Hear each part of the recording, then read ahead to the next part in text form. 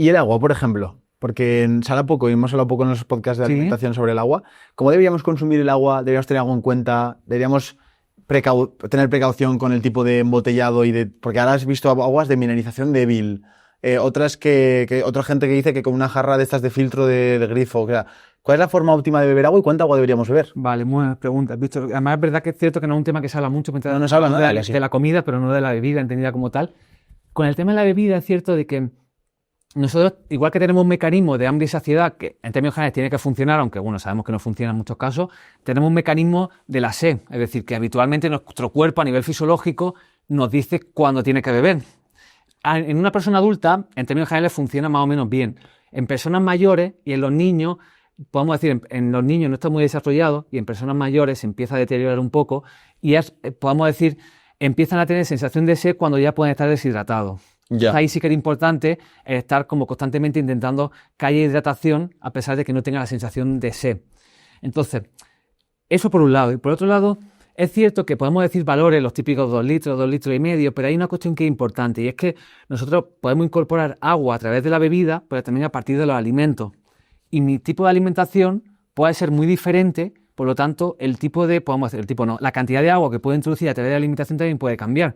No es lo mismo si yo consumo mucha fruta, muchos vegetales, muchas hortalizas, que si yo no consumo nada de eso.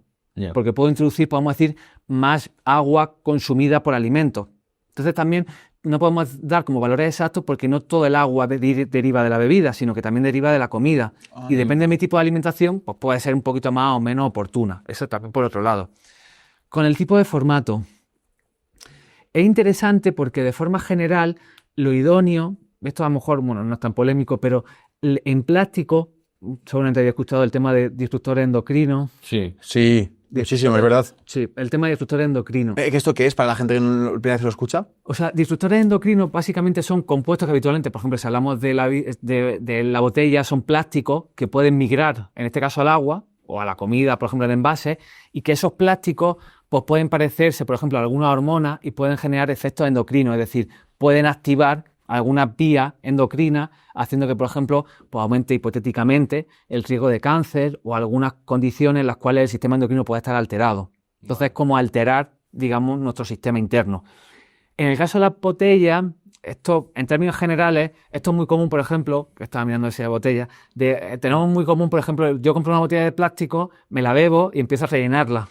Y las relleno un par de veces o 3 veces. Habitualmente las botellas están pensadas para utilizarlas una vez de plástico. Sí, esto... Si empiezo a reutilizarlas muchas, el riesgo de que haya migración va aumentando. Esto, de hecho, también, yo es que lo aprendí cuando hacía ciclismo, porque es muy importante, porque ahí sí reutilizas muchísimo la botella. Creo que detrás hay un triangulito que te pone el número, y depende del número que tenga esa botella, es la calidad del plástico. Sí, o sea, el tipo del PVC, el PET, o sea, diferentes plásticos, pero de forma general las recomendaciones intentar utilizar vidrio, utilizar cristal. Es verdad que el cristal pesa mucho y, por ejemplo, para transportarlo pues, un poco más tedioso, pero, por ejemplo, vidrio es más interesante. Pero en términos generales, a nivel de agua, por ejemplo, en España, quitando algunas excepciones, pero en forma, o sea, el grifo va bastante bien. Por ejemplo, en Madrid, yo vivo en Madrid, el agua de Madrid del grifo es maravillosa. ¿El tema de lo de los cólicos renales y todo esto te preocupa? Es decir, o sea, que lo he dicho bien, ¿no? Lo de las piedras en el riñón. Sí, pero en términos generales, o sea... De la cal, ¿no? Que se suele decir que tiene mucha cal, el grifo... Pero depende, o sea, en términos generales en España está relativamente bien. Por ejemplo, hay sitios de costa, esto es lo típico, todos hemos ido alguna vez a la playa y en algunos sitios de costa se nota que el agua dice, esto no sabe bien. Y a lo mejor ahí sí que puede ser más problemática, pero en sitios, por ejemplo, y en términos generales en España, más o menos generalizado, pero por ejemplo en Madrid, la calidad del agua del grifo es bastante buena. Entonces, es una opción más barata, no genera residuos del plástico, incluso nos quitamos la potencial problemática de reutilizar mucho el plástico con las implicaciones a nivel de transferencia. ¿Tú no recomendáis un tipo de filtraje, rollo de osmosis inversa, que se suele decir? En generales no. Yo tengo un estudio basado en mi ciencia. Muy bien. En mi experiencia. Vamos a ver, pero esto en serio, aunque parezca de broma. Mi padre tuvo 2 cólicos. ¿Sí? Que encima, asusta mucho porque de repente te duele, tienes que ir al hospital y demás. Y a raíz de eso compramos la típica jarra que filtra, que no voy a decir publicidad, pero bueno, todo el mundo lo sabe. Y, tío, de repente no le ha dado ninguno ya, no tiene ningún cólico más, que puede ser casualidad, pero un dato que me dio mi madre, que es muy interesante, ellos se hacen muchas infusiones, entonces está el típico calentador de agua.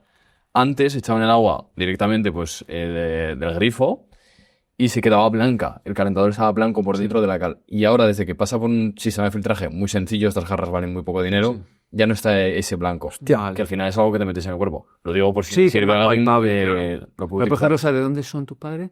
De Zaragoza. Vale. No sé en Zaragoza qué tipo de calidad de agua. También lo conozco. Pero bueno, al menos si eres de Zaragoza, esto claro. En mi casa funciona. Y además yo creo que dentro de eso, o sea, son acciones relativamente fáciles de hacer, que es barato, que encima es fácil de ejecutar. Quiero decir que tampoco estamos pidiendo a la persona que cambie mucho su vida, sino que muchas veces, lo que suele decir, la relación dosis-beneficio, pues vamos a decir que merece la pena. Entonces se puede probar, a pesar de que en términos generales digamos que no hay muchos cambios, pero bueno, también está esa parte individual que hablábamos antes. Sí.